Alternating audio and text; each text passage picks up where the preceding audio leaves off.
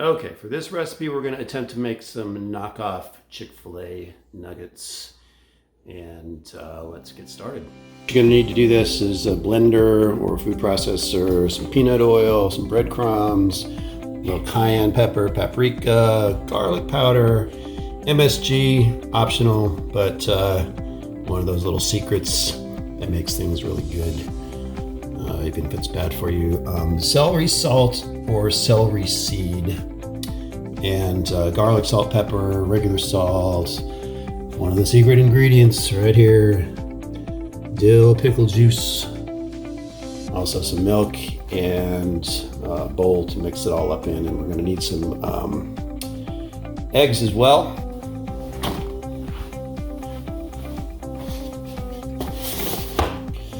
All right, so the first step in this process is we need to cut our chicken into little squares. So you can buy any kind of chicken.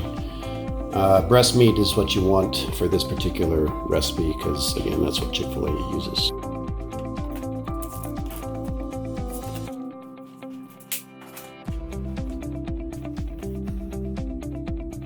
I'm going to try to trim away any fat that you see. These chicken tenders have a little bit of gristle usually on them. I'm going to try to get those off of there if you can.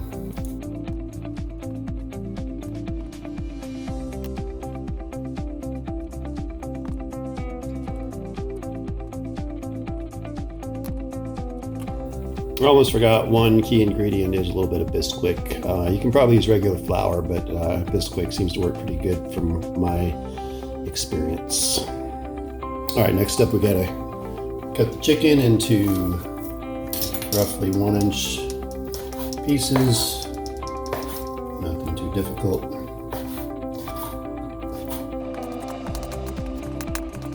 You can also use scissors, probably easier than to use scissors.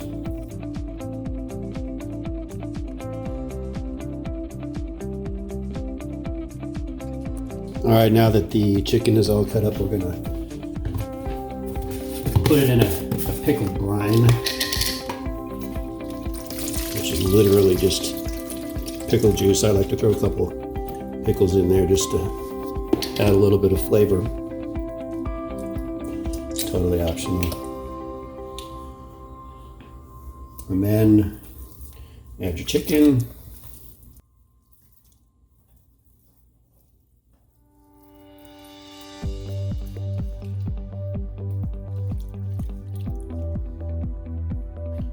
You're also going to add a little bit of milk.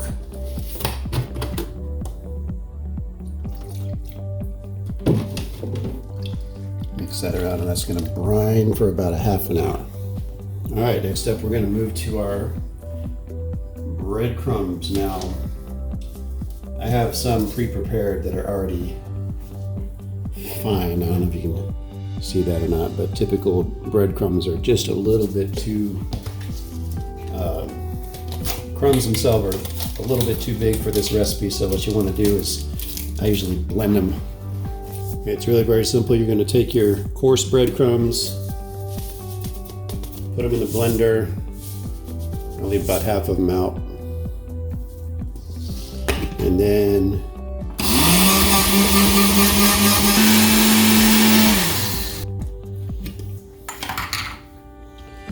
that then is going to create a texture on the nuggets that's more similar to what you find in the Chick-fil-A.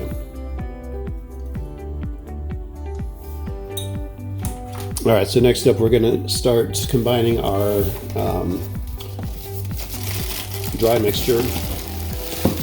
It's going to be the coating. And like I said, we're going to use some Bisquick now. I am not a fan of precise measurements. It drives my wife crazy, and it probably will some of you too, but I'm going to say roughly about a cup and a half or so based on my experience. Looks pretty good. All right, so I'm going to add back in some of the coarse breadcrumbs just so we have a mixture of those textures. All right, so that is the flour mixture so far. At some point, you're going to want to start heating peanut oil, but it's going to take a while to brine that chicken, so we're going to hold off just for now. The rest of the dry ingredients, here we go. We're going to start with some garlic powder, probably a couple tablespoons roughly. We're going to add some paprika. Now paprika kind of has a neutral flavor, but it does add color. Cayenne pepper.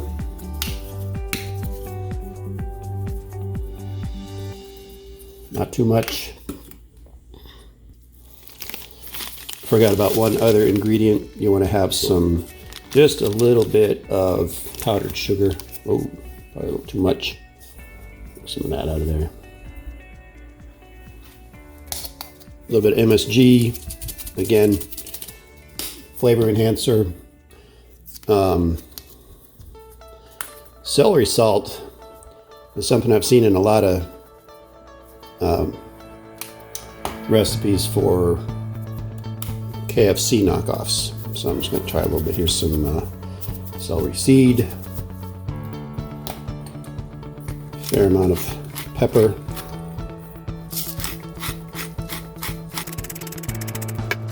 Another ingredient I forgot, a lot of ingredients in this, a little bit of white pepper, fair amount, and a little bit of garlic salt.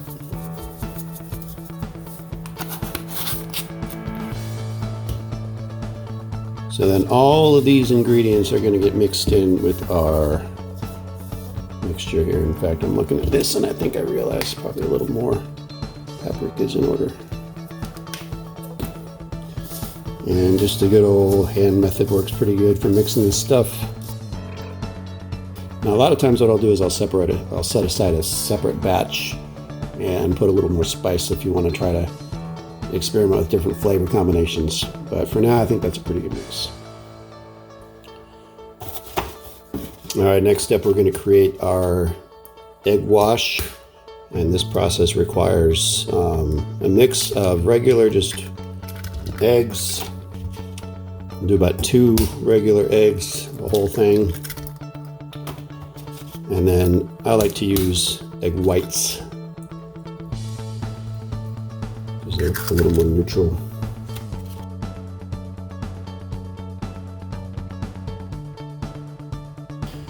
All right, next we're going to add a little bit of milk. And we're going to mix that real good. I like to use an immersion blender.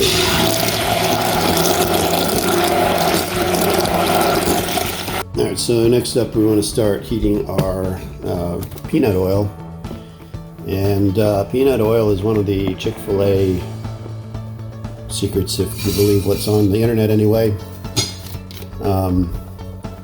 And you want a fairly good amount. You don't want to totally fill it out. This is probably not the best pan for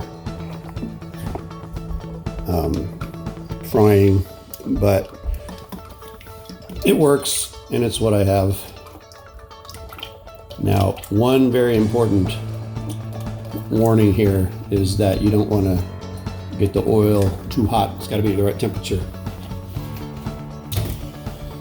An oil thermometer, a very handy thing to have as you start heating the oil. So let's go ahead and start heating that up.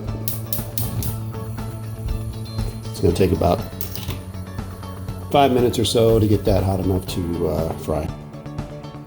All right, the next step is to create a breading station, and for that I like to do a little foil pan before everything goes in the fryer. It just makes it a little easier to clean up. So you want to get a generous sized piece of foil, and that's just going to be where the chicken is going to sit right before you put it in the fryer.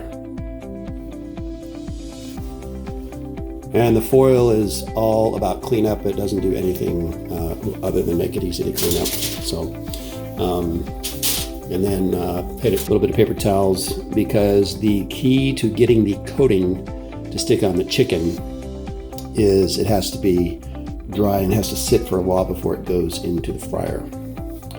So let's get started with our breading. So you want to let that brine for about 25-30 minutes or so, and then this is our egg wash, which has been very well blended, a little bit of milk in there. What I'm going to do is pour just a little bit of the pickle brine into that egg wash, just to make sure it's got that flavor in the final stage as it goes into the fryer. All right, so the next step is the breading, and this is a little tricky if you've never done it before, and it's very, very messy. Your fingers are going to get full of breading. So I like to do this a little at a time, so we're not going to use all the breading at once, and you'll see why in a little bit, because it tends to get real clumpy. So here we go. Take your chicken, spin in the brine, put in your egg wash, make sure it's good and coated, and then you want to just rub it into the breading mixture. All right, make sure it's completely coated, and then set it aside. All right, from here on out, this is a pretty straightforward process. You get your piece of chicken, you dip it in the egg whites, try to shake it off a little bit, and then coat it in the coating, and get it nice and coated, and then set it aside and repeat. And again, this is just egg whites, egg, and a little bit of milk. So for each one, you want to make sure it's nice and coated. And then the key is you don't want there to be any excess moisture before it goes into the fryer. So that's why you got to let them sit for a little while.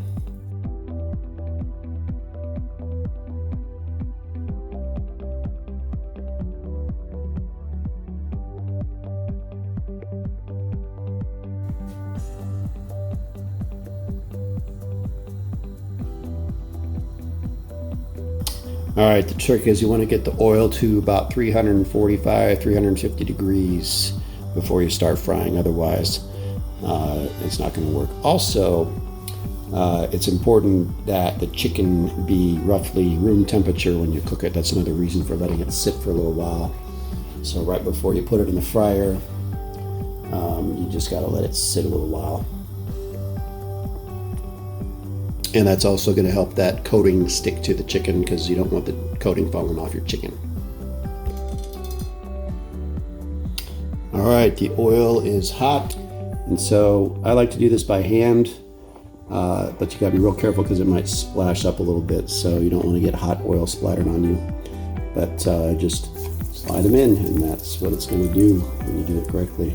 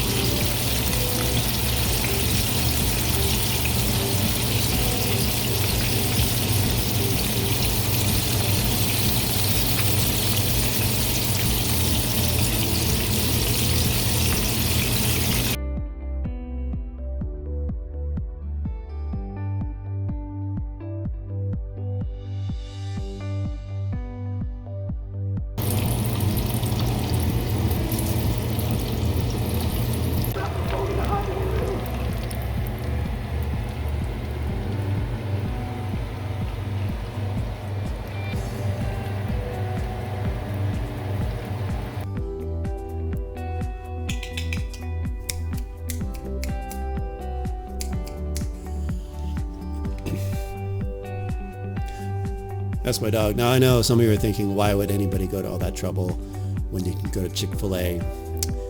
And I do not have an answer for that.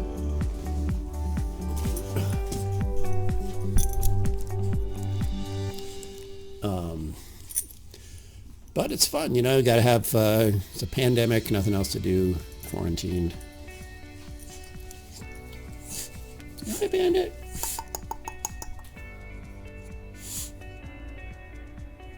Can you say bye? All right, bye. Have a good weekend.